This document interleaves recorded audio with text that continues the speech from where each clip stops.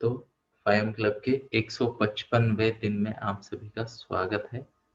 और अमेजिंग है ना दोस्तों, समय का पहिया। जय श्री कृष्णा कहते रहे, आगे बढ़ते रहे और कुछ न कुछ नया अच्छा सा सीखते रहे। तो कुछ न कुछ नया और अच्छा सीखने के प्रयास में आज का हमारा दास बोध का दूसरा दिन है। तो कितने लोगों को कल का हमारा दास बोध का जो शुरुआत है कल की, वह अच्छी लगी, कुछ सीखने को मिला? कृपया फीडबैक दें, शो ऑफ हैंड्स, या फिर कुछ अगर आपने कुछ अच्छा सीखा है तो कमेंट करें।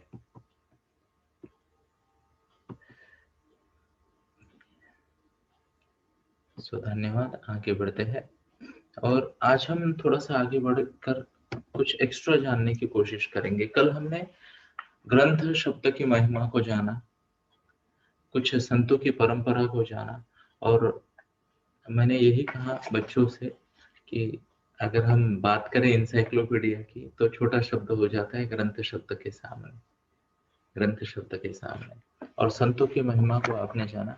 आज हम थोड़ा सा जानने का प्रयास करेंगे, थोड़ा सा जानने का प्रयास करेंगे कि किस तरीके से हम आगे बढ़ेंगे और समर्थ रामदास स्वामी, इनके जीवन काल का यानी छोटा सा इंट्रोडक्शन लेने का प्रयास करेंगे। तो तैयार हो आप लोग? यस, तो सभी का फिर से एक बार स्वागत है। कहते हैं जय श्री कृष्णा और शुरुआत करते हैं। तो सबसे पहले तो देखते हैं दोस्तों कि जब समर्थ रामदास स्वामी जी का जन्म हुआ और उनका ये जो कार्यकाल चला, तो उस वक्त देश की परिस्थिति क्या थी, थोड़ा बैकग्राउंड समझना भी जरूरी है ना? तो स्टोरी जाती है पीछे सन 712 में, 712 है ना? 712 में जब बिन कासिम, मोहम्मद बिन कासिम ने देश पे, हमारे भारत पे पहली बार आक्रमण किया। उससे पहले कभी भी किसी मुस्लिम शासक का हमारे आर्यव्रत पे आक्रमण नहीं हुआ था। तो पहली बार आए और उनको सिर्फ लूटना था, उनकी परिस्थिति खराब थी, फाइनेंशियल परिस्थिति अच्छी नहीं थी, तो यहाँ आके लूट कर संपत्ति ले जाना चाहा उन्होंने। फिर उन्हें पता चला कि भारत में दो चीजें हैं, धन, लक्ष्मी, सधनता, संपन्नता बहुत बहुत ज्यादा है। तो पैसे की कमी नहीं, माता लक्ष्मी की कृपा है भारत पर।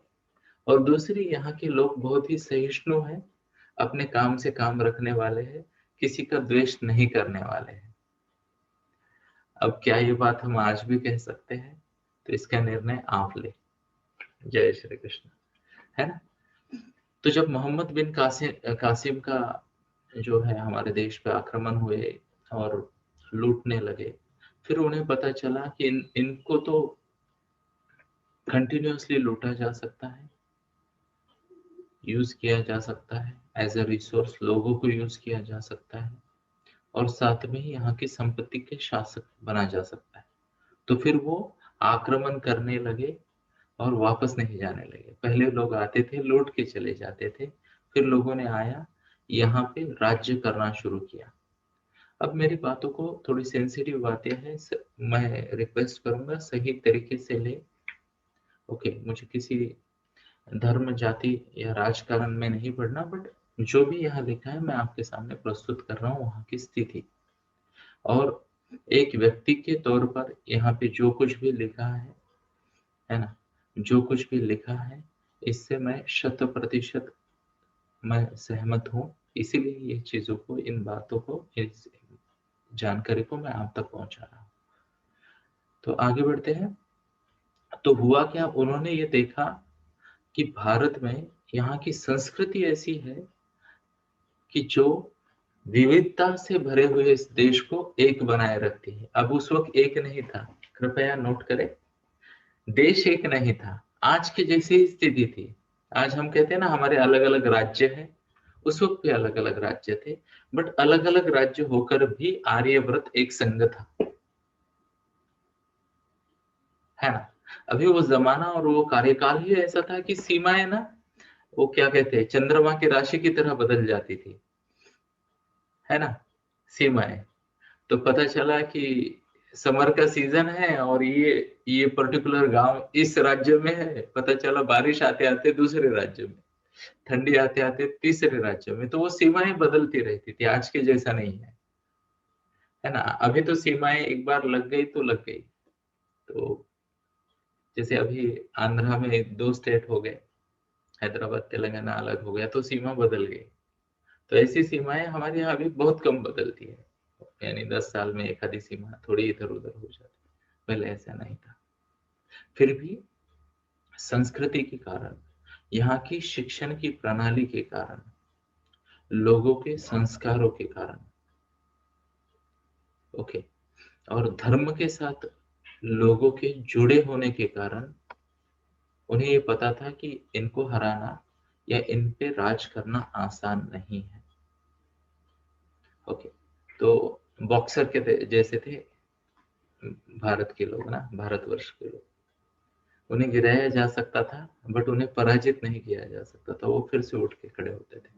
तो उन्होंने कुछ आइडियाज लगाए, उनमें से एक था धर्म और लोगों को भ्रष्ट करना। धर्म और लोगों को भ्रष्ट करना। तो बड़े बड़े मंदिर गिराए गए, जैसे अभी भी आपने देखा कि राम मंदिर का निर्माण चल रहा है, और जय श्री कृष्णा, स्वयं रामदास स्वामी के जी के नाम में ही राम और दास है, इसके बारे में मैं बात करूंगा। ओके, तो वो राम के बड़े भक्त थे और उन्होंने वही देखा कि मंदिरों को गिराया जा रहा है, मस्जिदों का निर्माण किया जा रहा है, धर्म को भ्रष्ट किया जा रहा है, लोगों को फोर्सफुली धर्म चेंज करने पे मजबूर किया जा रहा है। हिंदू, स्पेशली हिंदू धर्मीय महिलाओं को जिसे कहते हैं एक्सप्लॉइट किया जा रहा है, उनका धर्म बदला जा रहा है। तो काफी सारे अत्याचार उन्होंने किए और उन्होंने हमारे देश की एक, जिसे कहते हैं, यही बाद में अंग्रेजों ने भी यूज किया। लोग समझते हैं ये अंग्रेजों की टेक्निक थी, नहीं, ये यवनों की टेक्निक थी। उन्होंने ये टेक्निक यूज करके भारत पे राज किया। तो क्या कहते हैं, बहुमनी आए, तो उनके वो 5 अलग अलग जगह पे उन्होंने राज किया। दिल्ली थी, फिर बीदर था, अहमदनगर, फिर मेरे ख्याल से आदिल शाह यानी बीजापुर था, है ना, कुतुब शाह था। तो ऐसे वो अलग अलग जगह पे उनके एम्पायर आए। ओके, और उन्होंने हिंदू एम्पायर्स को ध्वस्त कर दिया। अब यहाँ पे मैं आपको कुछ बातें बताना चाहूंगा दोस्तों। किसी भी संस्कृति के, किसी भी समाज के, किसी भी परिवार के और किसी भी व्यक्ति के पतन के लिए यही चीजें कारणीभूत होती हैं। कृपया ध्यान दें, कई बार इन चीजों को समझाया नहीं जाता या हम समझने में असमर्थ हो जाते हैं। इंपॉर्टेंट बात यह है, मैं फिर से कहता हूँ, किसी भी देश, किसी भी समाज, किसी भी घर, किसी भी व्यक्ति के पतन के लिए यही चीजें कारणीभूत होती है, ये फॉर्मूला होता है। और इसी को अगर हम उल्टा समझेंगे तो किसी भी व्यक्ति, घर, समाज और देश के उत्थान के लिए भी यही चीजें कारणीभूत होती है। तो इनके प्रति कृपया सजग रहें। आगे बढ़ते हैं। तो आपको लगेगा ये कौन सी चीजें है ना, तुरंत मन में सवाल आता है। और मैं आपको एक बात बताना चाहूंगा, आने वाले समय में शायद यह मैं आपको सिखा भी दूं। ध्यान आकर्षित करने के लिए लोग आपके मन में सवाल छोड़ देते हैं, उसका जवाब मिला तो आप संतुष्ट, नहीं तो जवाब के लिए इंसान डेस्परेट हो जाता है। What's the word? डेस्परेट। तो कितने लोगों को जानना है ये कौन सी चीजें है? सिर्फ हाथ दिखाते हैं जिनकी वीडियो ऑन है, इतना काफी है हमारे लिए, है ना। क्योंकि मैं देखता हूँ जिनके हाथ दिखते हैं या वीडियो दिखते हैं वही लोग टाइप भी करना चाहते हैं ना। तो स्वीकार करते हैं, कहते हैं जय श्री कृष्णा, आगे बढ़ते हैं। तो सबसे पहली बात है कि जो धर्म है, जो संस्कृति है, उसको बिगाड़ दो, उसको बिगाड़ दो, देश बिगड़ जाएगा, समाज बिगड़ जाएगा, घर बिगड़ जाएगा, व्यक्ति बिगड़ जाएगा। धर्म और संस्कृति बहुत जरूरी बात है, ये उन्होंने जाना था। अदरवाइज मंदिर गिराने से क्या होता है ना, पर चाहे मंदिर हो, चाहे मस्जिद हो, चाहे चर्च हो, चाहे गुरुद्वारा हो, चाहे कोई और धर्मस्थल हो दोस्तों, ये समाज की ऊर्जा का, चेतना का क्षेत्र होते हैं। ऊर्जा, चेतना। अब चाहे वो हमारे घर का मंदिर हो, है ना। तो अगर आप देख रहे हो दोस्तों, तो इसमें बहुत बड़ा कनेक्शन है। और मैं डेटा के साथ, मैं एक सर्टिफाइड मैरिज काउंसलर हूँ, मैं डेटा के साथ कह सकता हूँ आपको। अब पूरा स्टडी वाला डेटा नहीं, बट अनुभवजन्य डेटा के साथ, क्योंकि मेरा 5 साल का एक्सपीरियंस है रिलेशनशिप काउंसलिंग का। तो जिस जिस घर में पूजा की प्रथा कम हुई है, वहां वहां रिलेशनशिप में प्रॉब्लम आई है। आप देखिए, अगर फास्ट डाइवोर्स केसेस के एप्लीकेशन हो रहे हैं समाज में, मैं पूना का एग्जांपल देता हूँ। पूना में 3 कोर्ट है और एवरेज पर कोर्ट 17 केसेस रोज आती है डाइवोर्स की। और ये पाया गया है कि डाइवोर्स उन घरों में ज्यादा हो जाते हैं जहाँ पे पूजा की पद्धति बंद है। लोगों के पास समय नहीं है देवताओं की पूजा करने के लिए, अपनी संस्कृति को याद रखने के लिए। अब कई सारे लोग कहते हैं कि ये पूजा पाठ क्या है। बात ये होती है दोस्तों, जब भी इंसान अंतर्मुखी हो जाता है, भगवान की पूजा करना मतलब क्या, थोड़ा सा नम्र हो जाता है ना। कोई है क्या भगवान के सामने जाके ऐसी पूजा करे, भगवान आ जाओ, रेडी हो जाओ, अगले 20 मिनट तुमको मैं नहलाऊंगा, थोड़ा सा ये डालूंगा, वो डालूंगा। इस भाव से कोई पूजा नहीं करता। करता है कोई? करता है तो आपकी पूजा करनी पड़ेगी, है ना। पूजा का भाव क्या होता है? समर्पण का भाव होता है ना। जय श्री कृष्ण।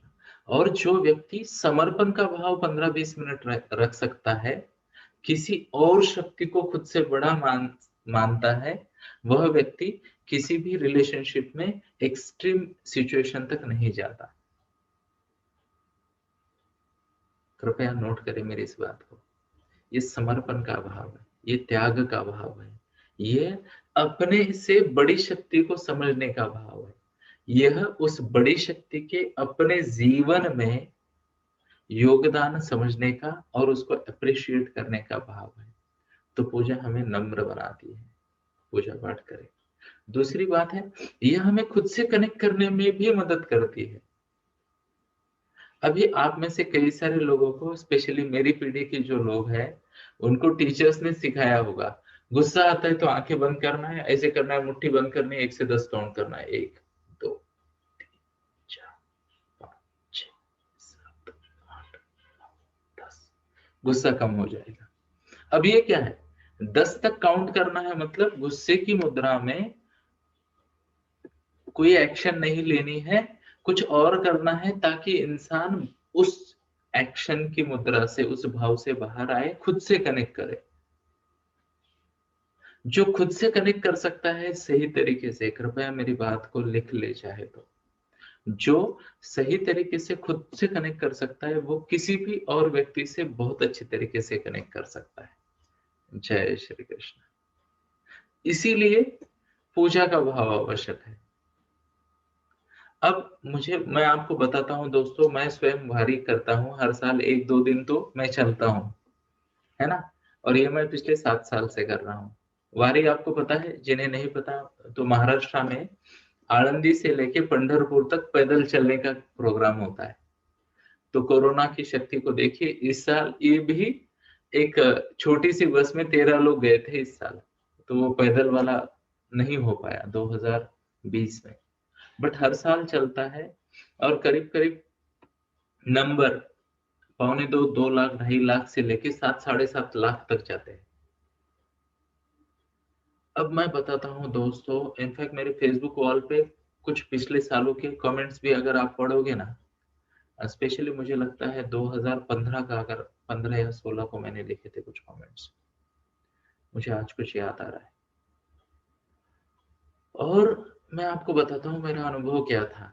वारी का अनुभव ये था कि वहां कोई किसी को नहीं जानता, बट हर कोई एक दूसरे को जानता है। हर कोई एक दूसरे को जानता है, हर कोई एक दूसरे को उसके नाम से पुकारता है, और जैसे ही ये व्यक्ति सामने वाले को नाम से पुकारता है, वो उसे रिस्पॉन्स भी देता है इसके नाम से। अब सोचिए, चलो मान लो 2-2.5 लाख लोग भी सोचते हैं, तो 2.5 लाख लोग एक दूसरे को नाम से जानते हैं, और मैं भी आपको आपके नाम से पुकारूंगा और आप भी हमें हमारे नाम से पुकारोगे। और जैसे ये रूमा बेटा ने टाइप किया, वो नाम है माउली, है ना? तो माउली, माउली, तो माउली मतलब क्या? माता। अब सोचिए, बच्चे में माता, बड़े में माता, स्त्री में माता, पुरुष में माता, भगवान को माता, वस्तुओं को माता, जीवों को माता, क्योंकि वहां बैल और घोड़े भी होते हैं, है ना? जीवों को माता, पत्थरों को माता, भगवंत को माता, और अन्नों को भी माता। माउली, माउली, माउली। और मैं आपको बताता हूँ, मैं कई बार बता चुका हूँ कि ये जो मेरा रूप है पिछले 3-4 सालों का है। तो अगर 2014-15 की मैं बात कर रहा हूँ, तो बहुत ही बदमाश किस्म का आदमी होता था मैं, है ना? गुस्से वाला, एकदम अड़ियल, किसी का गलती से धक्का ले अगर लग गया मुझे, तो मैंने तो दे ही दिया उसे बड़ा वाला धक्का, उधार नहीं रखने वाला। और मैंने खुद अनुभव किया कि उस पूरे दिन में, जैसे मान लो हम सुबह-सुबह चले, 8 बजे के करीब यहाँ से चलते थे हम, ओके। और मेरा सबसे फेवरेट ट्रैक, ट्रेकिंग कहते हैं ना, तो उस तरीके का ट्रैक था, पूना से सासवड़, तो एक घाट भी चढ़ना पड़ता है। शरीर थक जाता है तो भी इंसान और नम्र हो जाता है, पता है आपको? थका हुआ शरीर भी आपको नम्र बना देता है। ओके, कैसे? ये मैं नहीं बताऊंगा, आप ट्रेकिंग करें, आप ट्रेकिंग करें, है ना? तो अभी अभी डॉक्टर मोनिका मैम ने कल एक लंबा चौड़ा लेख लिखा है उनके फेसबुक वॉल पे, ओके। तो उन्होंने भी ट्रेकिंग किया K2S, कातरस से सिंहगढ़, और काफी नम्रता भरा उनका रिफ्लेक्शन है। तो ये रही डॉक्टर मोनिका आपकी स्क्रीन पे, जय श्री कृष्णा मैम। और ये आज शाम को 6 बजे आपसे मिलेंगी लाडली प्रोग्राम में, तो उसका भी एक रिमाइंडर हो जाए। कृपया स्पेशली टीनेज गर्ल्स को आमंत्रित करें, निमंत्रित करें उस प्रोग्राम में, ओके। कंजूसी ना करें, क्वेश्चन आंसर सेशन, और वो एक क्वालिफाइड डॉक्टर है, और बिना किसी मोह के वो गाइड करते रहती है। जय श्री कृष्णा, आगे बढ़ते हैं।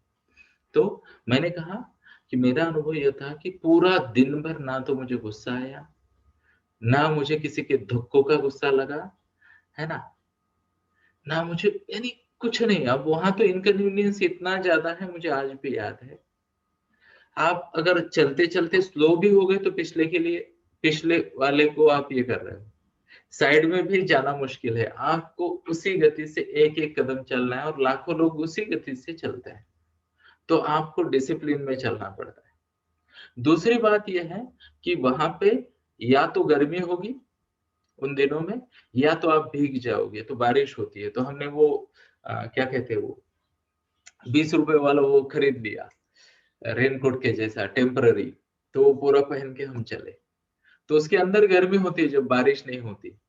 और एक मैं अनुभव बताता हूँ आपको, मैंने भगवत गीता, 2 भगवत गीताएं खरीदी थी चलते चलते, और आई विल टेल यू, दिन के अंत में वो 2 भगवत गीताओं का मैं वजन फील कर रहा था, इतनी मेहनत हो गई दिन में, ओके। फिर आप आजू बाजू देखते हो तो कई सारे लोग अन्नदान कर रहे हैं, कोई समय का दान कर रहा है, कोई श्रम का दान कर रहा है, तो ये सब चीजें हमें नम्र बनाती है, हमें हमारा पेशेंस बढ़ाती है। तो मैं बात कर रहा था धर्म और संस्कृति, किसी भी राष्ट्र के, किसी भी समाज के, किसी भी परिवार के, या किसी भी घर के व्यक्ति के उत्थान के लिए या पतन के लिए सबसे बड़ा फैक्टर है।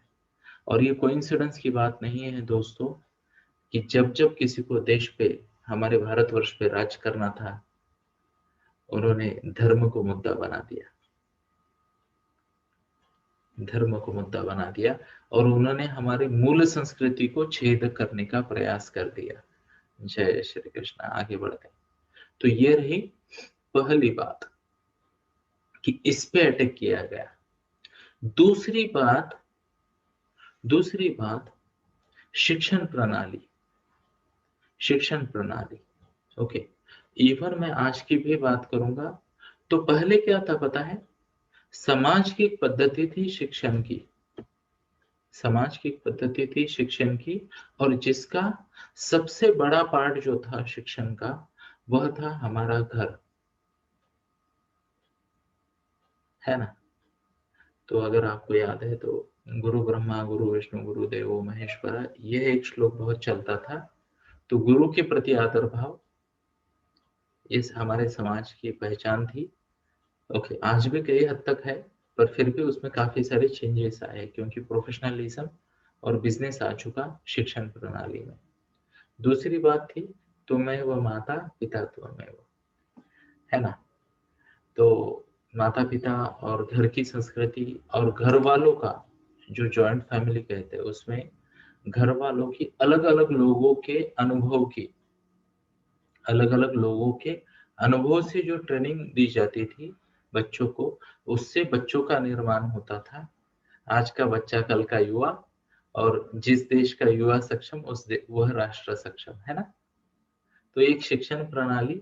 और तीसरा पार्ट जो मैं कहूंगा जो इसी में आ जाता है, वो है घर के अंदर एक इंडिपेंडेंट संस्कृति और संस्कारों का डे इन डे आउट जो एक्सचेंज होता था, जो सिखाया जाता था। ये 2 या 3 चीजें थी जिनकी वजह से बड़े बड़े राष्ट्रों का निर्माण हुआ और बड़े बड़े राष्ट्रों का पतन हुआ, बड़े बड़े समाजों का निर्माण हुआ और बड़े बड़े समाजों का पतन हुआ, साथ में ही परिवारों का और व्यक्ति का भी निर्माण हुआ। तो आज से कुछ दिन पहले, मैं बहुत भाग्यशाली हूँ दोस्तों, 12 जनवरी से 17 जनवरी मैंने विवेक वाणी आपके सामने प्रस्तुत की थी। तो स्वामी विवेकानंद जी का भी अगर आप देखो तो उनका जो उत्थान है उनमें इन्हीं चीजों का कंट्रीब्यूशन है ना? स्पेशली उनपे गुरु का ग्रेस और उनका हमारे धर्म को समझने का प्रयास, है ना? तो ये बातें बहुत इंपॉर्टेंट हो जाती है, और इन्हीं बातों को उन्होंने पहचाना और इन्हीं को ध्वस्त कर दिया। और आज भी अनफॉर्चुनेटली यही हो रहा है कि हम एक घर में होते हैं, बट आजकल ना, क्षमा मांग के ही बात करूंगा मैं, तो पहले क्षमा करे और फिर मैं बात करता हूँ। आजकल बच्चों को बताना पड़ता है कि आज ये फेस्टिवल है, इस देवता की पूजा है, और अनफॉर्चुनेटली हमारे ही बच्चे हमारी ही संस्कृति को हंस देते हैं। क्या बैल की पूजा कर रहे हो, क्या पेड़ की पूजा कर रहे हो, क्या पत्थर की पूजा कर रहे हो, है ना? हंस देते हैं। और अपने ही घर के ज्येष्ठों को अनपढ़ लेबल लगा देते हैं आज के बच्चे। और ये बच्चे ऐसा नहीं कि ऊपर से लेके आए हैं ये सीख, नहीं, क्षमा करें, ये उनके मन पे बहुत ज्यादा विज्ञानवादी बनाकर समाज को, ये बच्चों को अलग ट्रैक पे लेके जाने का प्रयास हो रहा है ना? आज हम क्यों हमें वापस करनी पड़ रही है कि नेचर को प्रोटेक्ट करना चाहिए? क्यों बात हो रही है? तो नेचर तो क्या है? एक है प्राणी, एक है वनस्पति और दूसरी है वसुंधरा। तो लोग बोलते हैं इसी को प्रोटेक्ट करो। तो प्राणी का एग्जाम्पल बैल हो गया, बंदर हो गया, है ना, घोड़ा हो गया, शुकर हो गया, है ना? तो उनकी तो पूजा करते थे ना। मूषक हो गया, चूहा, हम पूजा करते थे प्राणियों की। फिर बात आती है वनस्पतियों की, तो हम तो वनस्पति की पूजा तो पहले से करते थे। गोवर्धन पूजा को याद करें दोस्तों, इन्हीं तीनों की तो पूजा की थी, गौ माता की, पहाड़ की और जंगल की। गोवर्धन पूजा कितने लोगों ने सुना है नाम? नहीं सुना उन लोगों को, वो लोग टाइप करे आए। जिन्होंने गोवर्धन पूजा नहीं सुना वो टाइप करे आए, बाकी सब ठीक है, स्वीकार करते हैं। तो बेटा ये हमारी गलती है बड़ों की, ये हमारी गलती है, तुम्हारी गलती नहीं, कि हम हमारी संस्कृति को सही तरीके से आप तक नहीं पहुंचा पा रहे, है ना? और हम पूरा प्रयास करेंगे गलती को सुधारने का, पूरा प्रयास करेंगे। सिर्फ आप विश्वास न छोड़ना और हमारा साथ न छोड़ना। तो देखो दोस्तों, 5 बच्चों का मैसेज आ गया है यहाँ पे कि हमें नहीं पता गोवर्धन पूजा। अब ये कंजर्वेशन ऑफ नेचर है ना, ग्लोबल वार्मिंग बोलते हैं ना, अल नीनो फैक्टर, ये सब ये गोवर्धन पूजा बंद होने के कारण शुरू हुए हैं। जय श्री कृष्णा। ओके, वो बोलते हैं ना अभी पेड़ों को मत काटो, पहाड़ियों को मत लेवल करो, बारिश कम होती है। अरे गोवर्धन पहाड़ी तो था, आज आप लोगों ने बड़े बड़े पहाड़ों पे इंडस्ट्री खड़ी कर दी, कॉम्प्लेक्सेस खड़े कर दिए। पहाड़ की पूजा, वनस्पति की पूजा, जीवों की पूजा, क्योंकि ये लोग हमारी संस्कृति का पार्ट है, इन सबको ये पहले से पता था, है ना। तो यस, अभी किसी बच्चे को पता चला कि भगवान कृष्ण ने गोवर्धन उठाया था उंगली पर, है ना। अब उठाया था मतलब उसको क्या है, फिर से अंधविश्वास वाली स्टोरी ना करे। भगवान कृष्ण ने जिम्मेदारी ली थी, जिम्मेदारी ली थी सबके संरक्षण की, सबके संरक्षण की। पहाड़ उंगली पे उठाना मतलब वो नहीं है, वैसे तो मैं भी उठाता हूँ, यू नो। मैंने एक बार पहाड़ उठाया था उंगली पे, उसके लिए मैंने स्पेशल पहाड़ बनाया पुट्ठों का, बुक के कवर का, और फिर उसको उठाया, है ना। तो वो भी पॉसिबल है। छोटे बच्चे के साथ एक बार खेल रहा था तो उसने बोले पहाड़ कैसे उठाया था, पहाड़ उठाया जा सकता है क्या, तो मैंने बना लिया इतना पहाड़, इतना, और उसको उठा के दिखा दिया। तो बोले पहाड़ छोटा होता है क्या, तो मैंने उसे कहा बेटा भगवान के सामने हर चीज छोटी, भगवान के सामने हर चीज छोटी। जय श्री कृष्ण। तो कोई भी चीज बड़ी छोटी नहीं होती, हमें हमारे व्यक्तित्व का विकास इतना बड़ा करना है कि वो चीज छोटी लगने लगे, या फिर हम उस मुश्किल को पार कर सके। किसी को छोटा नहीं दिखाना है यहाँ पे। तो ये परिस्थिति थी, यह परिस्थिति थी। और इस परिस्थिति में कभी कभी ऐसा लगता है दोस्तों कि क्या ये संयोग है। ओके, और जरा आगे बढ़ते और समझने का प्रयास करते कि क्या ये संयोग है। तो 1608 में रामनवमी के दिन, रामनवमी के दिन रामदास स्वामी जी का जन्म हुआ 1608 में। और मैं जैसे ही इस नंबर को देखने लगा था, मैंने कहा यार इस नंबर के साथ तो मेरा काफी पुराना रिश्ता है मेरा स्वयं का। सो 1608, 1608, ये मेरा बर्थडे भी है, 16/8। जय श्री कृष्णा। तो ये संयोग की बात है, और मेरे जीवन में ऐसे बहुत अच्छे अच्छे संयोग आए हैं। तो 1608 में रामदास स्वामी जी का जन्म हुआ। उनके बारे में मैं थोड़ी सी इंफॉर्मेशन देना चाहूंगा, क्योंकि मैं एक पेरेंटिंग कोच हूँ, पेरेंटिंग कोच हूँ। और यहाँ पे आपको कुछ बातों का, जैसे मैंने अभी अभी कहा ना, देश के निर्माण में, युवाओं के निर्माण में, व्यक्ति के निर्माण में, समाज के निर्माण में, तो यहाँ समझते हैं। तो बात यह है कि इन लोगों ने और एक बात की कि जो समाज के स्वार्थी लोग थे उनको कुछ चॉकलेट दिए, उनको, ओके, उनको कुछ चॉकलेट दिए, उनको कुछ प्रलोभन दिए, और समाज के स्वार्थी लोगों को यूज किया और पूरे देश पे राज्य कर लिया। तो मैं सबकी तो निंदा मैं नहीं करूंगा, वैसे मैं किसी की निंदा नहीं करूंगा। पर आज भी हमारे कई सारे राज्यकर्ता जो आज के हैं, तो बहुत सारे अपने लीडरशिप की वजह से आगे बढ़ जाते हैं, और अमेजिंग लीडर्स है, और उन्हीं की वजह से देश प्रगति कर रहा है। Amazing leaders we have got. But फिर भी कुछ लीडर्स है जो समाज के स्वार्थी लोगों को एक्सप्लॉइट करता है ना। तो किसी को शराब दे दी, किसी को खाना दे दिया, वेज नॉन वेज की पार्टी दे दी, किसी को 500 रुपए दे दिए, और नेता बन गए, है ना। तो यवनों ने, मुगलों ने यही किया। देखो, मुट्ठी भर लोग आए थे, उन्होंने एक पार्ट को जीत लिया, उनको थोड़े बोनस दे दिए, उन्हीं की सेना बनाकर दूसरे पार्ट को जीता। फिर इनके पास दो पार्ट बन गए, उन्हीं की सेना को ये करके तीसरे, चौथे, पांचवे, और जब उनके पास ऐसे बहुत बड़े पार्ट बन गए तो इन्होंने खुद को बादशाह घोषित कर लिया, और फिर सबको एक दूसरे की ताकत से डरा दिया।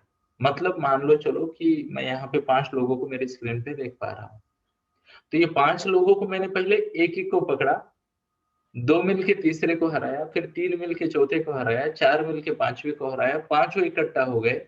अब पहले आप पांचों भाई भाई थे, बट बिकॉज आप मेरी नौकरी कर रहे हो, तो आप में से हर किसी को लग रहा है कि बादशाह के पास बहुत लोग हैं, तो बादशाह से पंगा लेना नहीं चाहिए, जबकि ये सब बहुत लोग अपने आप में ही भाई बहन थे या भाई भाई थे। तो समाज में फूट डालकर उन्होंने हम पे राज किया। अब यहाँ पे मैं नम्रता पूर्वक कहना चाहूंगा दोस्तों, कृपया कम से कम परिवार के लेवल पे ये दृढ़ता बनाए रखें। परिवार के लेवल पे ये दृढ़ता बनाए रखें, कृपया कम से कम परिवार के लेवल पे। ओके, जब परिवार के लेवल से आगे जाओगे तो शायद, जो मैं बड़ा भाग्यशाली हूँ, मैं समाज के लेवल पे कोशिश कर रहा हूँ। एक बार पहले लेवल पे आए तो दूसरे लेवल पे भी आप जरूर प्रयास करें। अब इस बात का मतलब क्या मैं समझा सकता हूँ, और मैं आपसे परमिशन चाहूंगा, मैं थोड़ा स्लो जाऊंगा, बट मुझे लगता है सही तरीके से ये आप तक बातें पहुंचनी चाहिए। तो परमिशन है? अगर है तो थैंक यू, हाथ तो दिखा रहे हो, बाकी लोग टाइप करें P for permission, PH for permission है ना? ओके, सो थैंक यू, भाग्यशाली हूं मैं कि मुझे परमिशन मिलती है। तो समझने वाली बात यह है दोस्तों, संस्कारों की कमी से, सही ज्ञान की कमी से, अपनों के साथ ज्यादा समय न बिताने की वजह से, यानी समय टाइम शेयरिंग की कमी से पेशेंस कम होता जा रहा है। पेशेंस कम होता जा रहा है। अब आप में से कितने सारे लोग हैं जो अपने सिबलिंग के साथ भी कभी कभी पंगे करते हैं या फ्रस्ट्रेट हो जाते हैं उससे? टाइप करें कैपिटल आई, टाइप करें कैपिटल आई, या फिर ME कैपिटल में कृपया टाइप करें, और मैं आपकी मदद कर दूंगा दोस्तों, इसमें कोई दिक्कत नहीं। बड़े लोग भी टाइप कर सकते हैं, और मैं आपको बिना किसी शंका के ये कहूंगा, इसका मैं भी अपराधी हूँ, मैं भी अपराधी हूँ। अपने ही भाई के साथ, मेरे 2 भाई है, अपने ही भाई के साथ पंगे करता रहता हूँ। अभी मैंने छोड़ दिया सब कुछ, अब मैं पंगे नहीं करता, बट पहले करता था। धन्यवाद, काफी सारे लोगों ने रिस्पॉन्स दिया, और खुद को एक बार दिल पे हाथ रख के कहिए खुद के साथ कि मैं बहुत लकी हूँ कि आज मैं ये सुन रहा हूँ, है ना? यस। तो मैं आपको बताता हूँ दोस्तों, बातें ही और परिस्थिति ही ऐसी निर्माण की गई है कि आपके जीवन की सबसे बड़ी सपोर्ट सिस्टम, आपके जीवन की सबसे बड़ी एसेट यानी संपत्ति, उसके प्रति आपका पेशेंस कम हो गया है। प्लीज नोट करें दोस्तों, प्लीज नोट करें, स्पेशली मैं बच्चों से बात कर रहा हूँ यहाँ पे, प्लीज नोट करें। आज देखो, परिस्थिति ऐसी बदल गई है कि इंसान करियर के नाम पे अपनी जगह छोड़ के किसी नई जगह पे जाता है ना? कई सारे, तो आप में से भी कई सारे लोग आपके ओरिजिनल गांव से कहीं और आए हो। तो मैं आपको बताता हूँ दोस्तों, out of site is out of mind, ये एक क्या कहते हैं, एक लाइन है जो मुझे अच्छी लगती है, मैंने इस पे स्टडी किया है, और ये रिश्तों में भी लागू हो जाती है। Out of site is out of mind. तो यही हो रहा है, जब हम गांव में रहते थे दोस्तों, तो हमारे बड़े बड़े परिवार होते थे और सब में भाईचारा बहुत ज्यादा था और बहुत ज्यादा अटैचमेंट थी। तो किसी भी इंसान को कभी अकेलापन महसूस नहीं हुआ, डिप्रेशन महसूस नहीं हुआ, और कोई भी इंसान सर्वाइवल के लिए तो उनको प्रॉब्लम नहीं आए, है ना? तो ऐसा कहते हैं कि जब जंगली भैंसों का झुंड चलता है, ओके, तो भले ही शेरों का आक्रमण हो जाए उस पे, इवन छोटे बच्चे भी सुरक्षित रहते हैं, बूढ़े भी सुरक्षित रहते हैं, और जख्मी भी सुरक्षित रहते हैं जंगली भैंसों के झुंड में। ओके, ये बात हम हिरणों के बारे में नहीं कह सकते।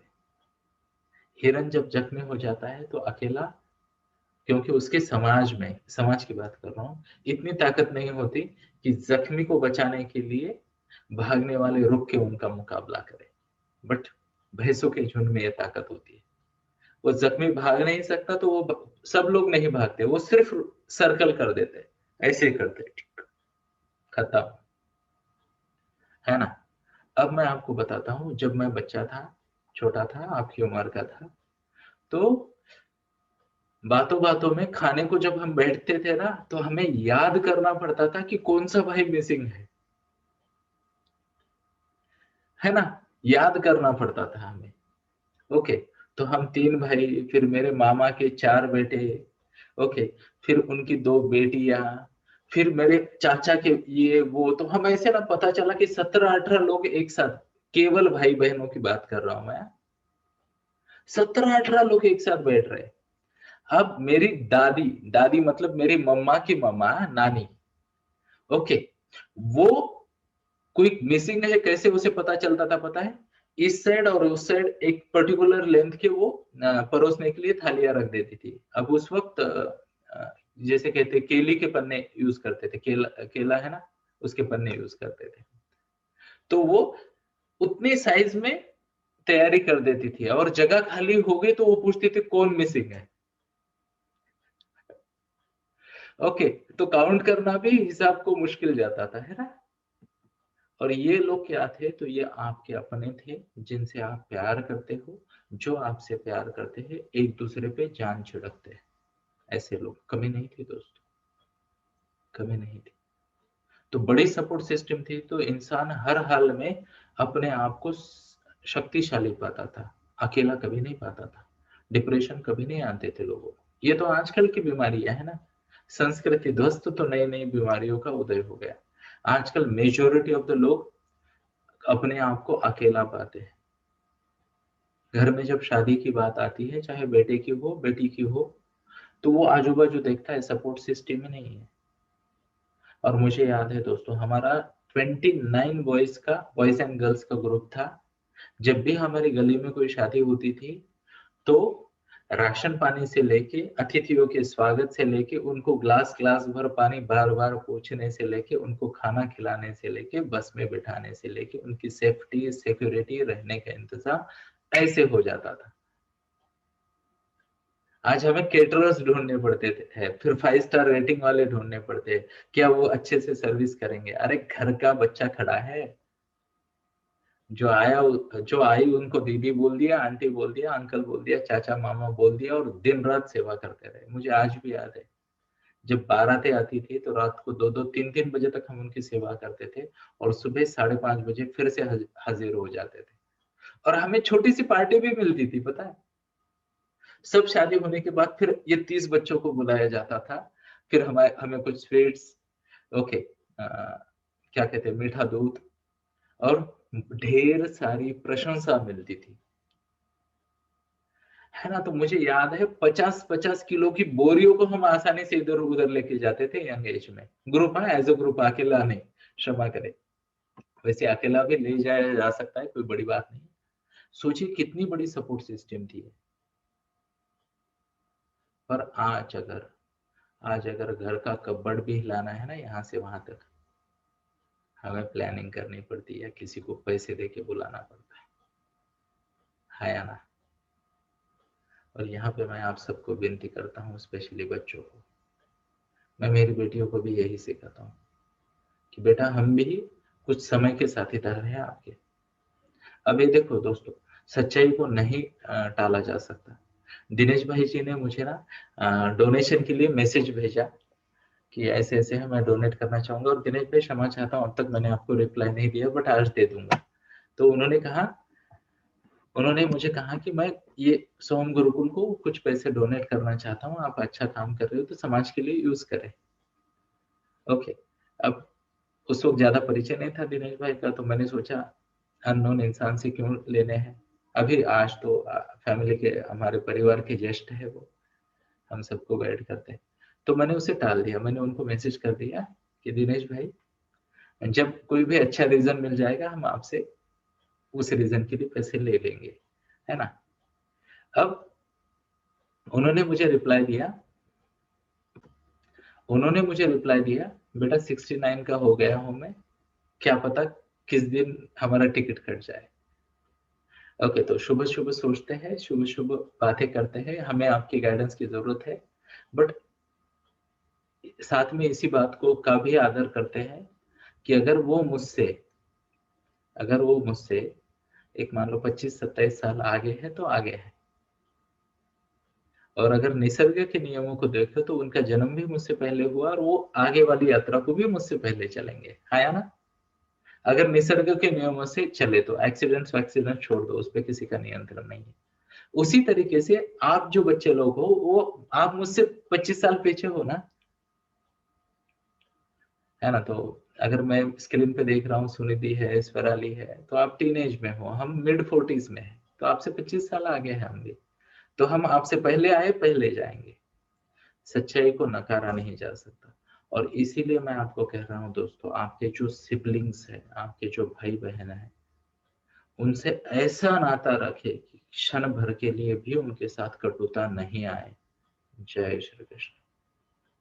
क्योंकि मैं आपको बताना चाहूंगा दोस्तों, हर कोई हर कोई अपने जीवन में मशगूल हो जाता है, बिजी हो जाता है, हर कोई बिजी हो जाता है, बिजी हो जाता है। पर ये जो कहते हैं ना भाई बहन, ये जो रिश्ते हैं ना, ओके, ये अलग अलग दृढ़ता है इसमें दोस्तों, ओके। और ये भगवान ने जानबूझकर बनाए हैं।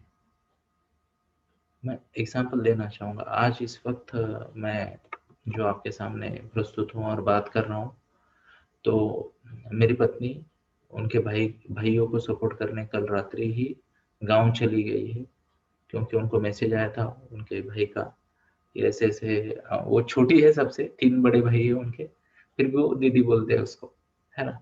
तो हमारे यहाँ घर में आदत होती है ना, घर की बड़ी बेटी को अपने आप ही दीदी का लेबल लग जाता है ना? तो उनको बोला कि दीदी ऐसे ऐसे थोड़ा सा ये हो रहा है, आप आ जाओ, आप आओगे तो मुझे अच्छा लगेगा। ध्यान से सुन लेना, कोई काम नहीं है, 3 बड़े भाई है, वो कौन सी जिम्मेदारी है जो पार नहीं कर सकते, है ना? तो उधर से फोन आया कि ऐसे ऐसे आप आओ तो अच्छा लगेगा हमें। बस निकल गए। अभी कितने हैं, 6 बज गया, और 1 डेढ़ घंटे बाद वहां पहुंच जाएगी, है ना? अब ये कोई नहीं करेगा दोस्तों आपके लिए, कोई नहीं करेगा, चाहे कितना भी बड़ा बेस्ट फ्रेंड हो आपका, नहीं कर सकता। मेरे बहुत सारे बेस्ट फ्रेंड है, एक दूसरे पे जान निछावर करने वाले दोस्त हैं, पर लाइफ जो है ना दोस्तों, life life happens to everybody. हर किसी को अपने रोज के जीवन की मजबूरियां इतनी बड़ी बन जाती है हमारे जीवन में कि हम बाकी चीजें छोटी हो जाती हैं। तो मेरी आप सबसे रिक्वेस्ट है, इसी सीक्वेंस से चले, इसी सीक्वेंस से चले। सबसे पहला कर्तव्य, अग्र, अग्र यानी सबसे आगे वाला, ओके। तो आद्य भी कहेंगे उसे, पहला वाला, है ना? पहला कर्तव्य, बिना गलती किए, गलती किए, बिना चीट डेज के, यानी बिना छुट्टी लिए, रोज खुद के साथ कनेक्ट करना है, रोज खुद के साथ कनेक्ट करना है। जय श्री कृष्ण। तो क्षितिजा बेटा, ये जो आखिरी सेशन लेती है ना जर्नलिंग का, वो खुद के साथ कनेक्ट करने का सेशन है दोस्तों। एक दिन भी मिस ना करे, एक दिन भी मिस ना करे। मैं आपको बता नहीं सकता दोस्तों, ये केवल अनुभव करने की बात है। मैं 3:45-4 बजे उठ जाता हूँ, खुद के साथ कनेक्ट करता हूँ, खुद के साथ। Amazing experience, amazing experience. और इससे आत्मबल भी बढ़ता है। क्या बढ़ता है? आत्मबल, यानी मेरा खुद पे विश्वास बढ़ जाता है, दृढ़ता बढ़ जाती है, जीवन में फोकस बड़े हो जाते हैं। मुझे स्वामी जी के लाइफ गोल के बारे में बात करनी थी, बट हो सकता है आज या कल बात करें, हमारे पास समय है ना? एंड मैं मुझे तो ऐसा आज लग रहा है कि मैंने फिर से एक बार गलत इवेल्युएट कर दिया कि 200 दिन में नहीं होने वाला ये, क्योंकि बट मैं चाहता हूँ कि ये मुद्दे आपको समझे, तो खुद के साथ कनेक्ट कर रहा है। दूसरी बात है, आपका जो सुपर 7 सर्कल ऑफ इन्फ्लुएंस है, आपके जीवन के जो पहले 7 व्यक्ति हैं, उनका ध्यानपूर्वक चुनाव करें और उनसे डेली, क्या शब्द है, रोज कनेक्टेड रहे, रोज कनेक्टेड रहे, मेरी विनती है दोस्तों आपसे। कई बार ना अनजाने में हमें पता ही नहीं चलता कि 3 दिन हो गए पापा से बात नहीं हुई है, अनजाने में, क्योंकि वो उनकी मीटिंग्स वीटिंग्स में बिजी है, हम हमारे इसमें बिजी है, क्रॉसिंग हो रही है ना? पता चला आए भी, खाना खाया, मैंने देखा भी, कनेक्ट नहीं होता है। तो देखो मेरा तो फिक्स टाइम है, सुबह 8:30 बजे, चाहे दुनिया इधर की उधर हो जाए, मम्मा के साथ चाय पीने बैठ जाता हूँ, चाहे जो हो जाए, चाहे जो हो जाए। अब कभी कभी एक आधा फोन आ गया वगैरह, 5-10 मिनट इधर उधर, तो वो तो चल जाएगा, बट 8:30 का टाइम डिवोटेड है। जैसे मान लो ये 5 का समय आपके लिए है ना, इसके बाद का समय बैडमिंटन के लिए है, थोड़ा सा पढ़ने के लिए, थोड़ा सा खुद के कनेक्ट करने के लिए। फ्रीज करे, फ्रीज करे। अब यहाँ पे मैं एक सजेशन देना चाहूंगा, सिंपल सजेशन है, बट इसको रूल बना दे और नॉन निगोशिएबल रूल बना दो तो बहुत अच्छा है। खाना साथ में खाए, और खाने के वक्त बड़े बड़े अस्त्रों का प्रयोग ना करें, है ना, बड़े बड़े अस्त्र, जैसे रिमोट अस्त्र, रिमोट अस्त्र। बहुत सारे लोग खाना खाते वक्त रिमोट अस्त्र का उपयोग करते हैं, कुछ लोग भ्रमण ध्वनि अस्त्र का यूज करते हैं खाना खाते वक्त, है ना। भ्रमण ध्वनि क्या कहते हैं उसे, मोबाइल। तो मोबाइल अस्त्र लेके आ जाते हैं कुरुक्षेत्र में, खाना खाने के, है ना। और सबके पास है, जैसे बोले रथ लेके और धनुष बाण लेके आ गए, वैसे ही इधर से रिमोट लेके आता है, वो उधर से मोबाइल लेके आता है। फिर उसमें अलग अलग छोटे छोटे अस्त्र है, उसके अंदर बाण है, व्हाट्सएप बाण, फेसबुक बाण। तो उन बाणों को दूर रखे खाना खाते वक्त। ओके। और मैं आपको बताता हूँ, अगर ये चीज जो मैं अभी आपको बता रहा हूँ, तो आप आपकी लाइफ में फोकस्ड रहोगे, नकारात्मकता कभी नहीं आएगी। जो बात मैं अभी बताने जा रहा हूँ, कृपया ध्यान से नोट करें। ग्रुप में बैठना है और आपके परिवार के लोगों के साथ, आपके परिवार के लोगों के साथ आपको शेयर करना है, बिना किसी जजमेंट के, बिना किसी जिसे कहते हैं कॉम्प्रोमाइज के, बिना किसी शंका के। आपको आपके परिवार के साथ शेयर करना है कि आज का आपका दिन कैसे गया, आपने क्या क्या किए, बेसिक इंपॉर्टेंट हाइलाइट्स। और साथ में ही आपको आपकी फीलिंग कम्युनिकेट करनी है कि मुझे कैसा लगा। सिंपल सी बात है। एग्जाम्पल के तौर पे चलो मान लो एक सिंपल बच्चे की बात लेते हैं। पहले तो कोई स्टूडेंट है, तो मान लो सुबह सुबह आ गए, 5 AM क्लब किया, फिर थोड़ी सी स्टडी की, फिर स्कूल किया, फिर खाना वाना हो गया, फिर दोस्तों के साथ थोड़ा खेले, थोड़ी रीडिंग की, जो भी है आपका डेली शेड्यूल। तो अलग अलग लेवल पे आपकी फीलिंग क्या थी कि मैंने ये एंजॉय किया, आज मेरा मूड नहीं था, वगैरह वगैरह, जरा बता देना। एग्जाम्पल, मैंने सुबह 4 बजे खुद से कनेक्ट किया, अभी आपसे कनेक्ट कर रहा हूँ। अब मैं तो बड़ा ब्लेस्ड हूँ दोस्तों। ओके, मेरे मूड में दूसरा भाव ना के बराबर आता है, मैं ऐसे ही रहता हूँ। कितने लोग हैं 150 दिन से, तो आप देख रहे हो मुझे, कितने लोगों को लगता है मैं ऐसे ही होता हूँ। ओके, तो मूड वूड वो मेरे लाइफ में है ही नहीं। मैंने एक बकवास डिक्शनरी खरीदी है, तो लोग बोलते हैं ना मेरी डिक्शनरी में इम्पॉसिबल वर्ड नहीं है, तो इम्पॉसिबल को हो, मूड डिसऑर्डर को हो, ऐसे शब्द मेरे पास भी नहीं है। मैं ऐसे ही रहता हूँ। बट आप शेयर करें, आप शेयर करें। ओके, इससे दो चीजें होगी, इससे दो चीजें होगी। आप जब बात करते हो आपका चेहरा बोलता है ना। तो मैं जो बात कर रहा हूँ, शब्दों से ज्यादा प्रभाव मेरे एक्सप्रेशंस का, मेरे जेस्चर का होता है। तो बिना मांगे आपको मदद मिलनी शुरू हो जाएगी दोस्तों, बिना मांगे, है ना। अगर मान लो कोई ये कहता है कि कंटिन्यूस 2 या 3 दिन तक कि आज ना स्कूल में गया, but somehow I did not enjoy that much, आज उतना एंजॉय नहीं किया मैंने, 2-3 दिन हो गया, तो अपने आप ही मम्मा आपके पास आ जाएगी, पूछेगी 1-to-1 में, क्या हुआ बेटा, ऐसा ऐसा आप बोल रहे थे, how can I help you. Emotion का एक्सचेंज बहुत जरूरी है मेरे दोस्तों, बहुत जरूरी है ना। इससे और एक फायदा होगा, आपके परिवार वाले भी शेयर करना शुरू करेंगे, है ना। एग्जाम्पल मान लो कोई गृहिणी है, घर संभालती है, अच्छे से संभालती है, बट वो शेयरिंग ना होने की वजह से लोग उसे अप्रिशिएट नहीं करते, उसके एफर्ट्स को समझ ही नहीं पाते कि क्या किया है। अगर किसी ड्यूटी करने वाले को बाहर वाली और घर वाली ड्यूटी करने वालों को अगर दिन भर क्या काम किया पता चले, लिखना पड़ा ना, तो एक गृहिणी को कई सारे सप्लीमेंट लेनी पड़ेगी लिखने के लिए कि आज मैंने क्या किया। कितने लोग एग्री करते हैं मेरे साथ? तो इससे और एक बात होती है दोस्तों, इससे म्यूचुअल रिस्पेक्ट बना रहता है ना? तो इन बातों के प्रति सजग रहे। तो मेरी आप सबसे विनती है आगे बढ़ने से पहले कि आपके जीवन की सबसे इंपॉर्टेंट व्यक्ति आज की, स्पेशली बच्चों से मैं बात कर रहा हूँ, आपका भाई, आपकी बहन, आपके सिबलिंग जो भी है वो है। कृपया इस बात को नोट करें। अगर मान लो किसी के सिबलिंग्स नहीं है तो आपके कजन्स होंगे, है ना? तो आजकल वही चल रहा है, एक या दो बस, है ना? तो हमने तो सगे भाई बहन वाले 10, 12, 14 तक नंबर सुने हैं। सबसे ज्यादा नंबर क्या सुना है आपने? टाइप करें। चलो चलो, आपको क्या लगता है सबसे ज्यादा नंबर क्या सुना है आपने सिबलिंग का?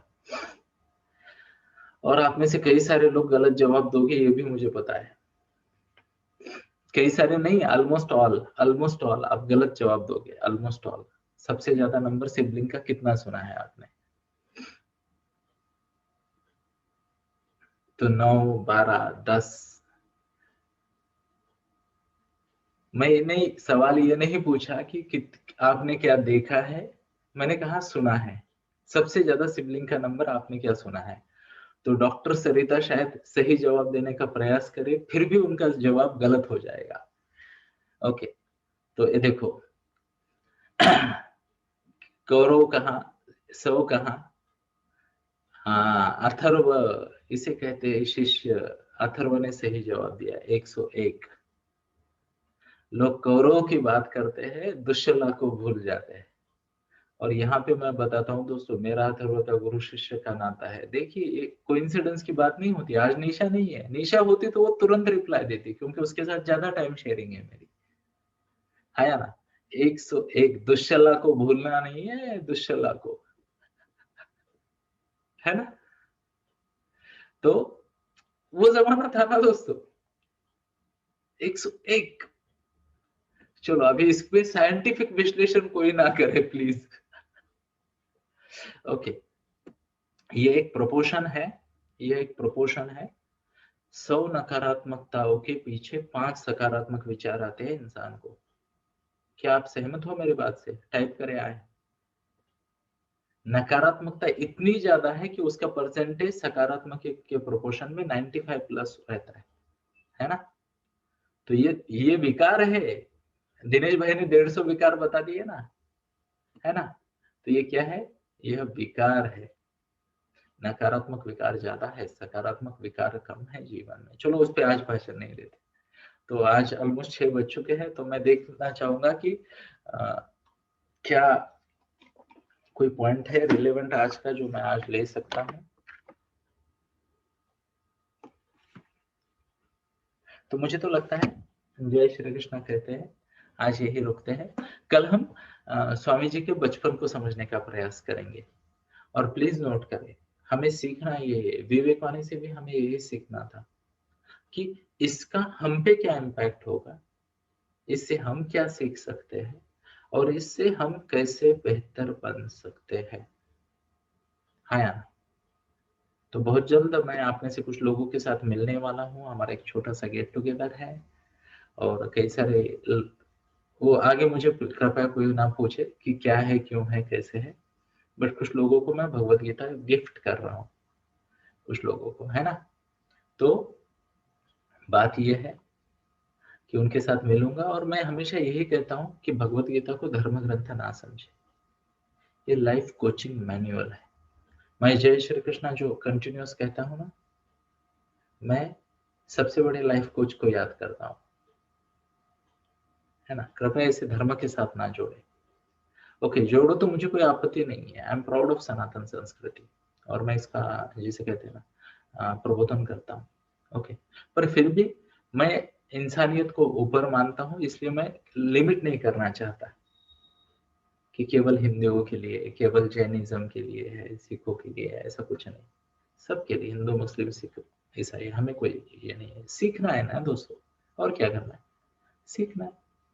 तो इस बात को भी याद रखते कल हम समझने का प्रयास करेंगे कि स्वामी जी का बचपन कैसा था, कौन सी 4-5 चीजें उनके जीवन में ऑलमोस्ट जन्म से थी, और कौन से वो ऐसे कारण थे, कौन सी वो ऐसी परिस्थितियां थी, कौन सा वो ऐसा उनका ट्रेनिंग था जिससे जिससे नारायण नाम का एक व्यक्ति रामदास बन गया, है ना। तो जैसे हमने देखा कि नरेंद्र से स्वामी विवेकानंद बन गए, है ना। तो वो कारणों को हम कल सुबह ढूंढने का प्रयास करते हैं। ओके। और यहाँ पे हमें यह भी पता चलेगा कि बचपन कितना इम्पोर्टेंट होता है ना। बचपन कितना इम्पोर्टेंट होता है, मैं बताना चाहूंगा, किसी भी जब इमारत का निर्माण होता है, वास्तु का निर्माण होता है, तो सबसे इम्पोर्टेंट पार्ट होता है उसका बेस अच्छा बने। क्या बने, बेस अच्छा बने। एक बार बेस अच्छा बन जाता है तो बढ़िया तरीके से वो आगे बढ़ जाते हैं, है ना। तो कहते हैं जय श्री कृष्ण, और कल सुबह मिलते हैं 5 बजे। धन्यवाद।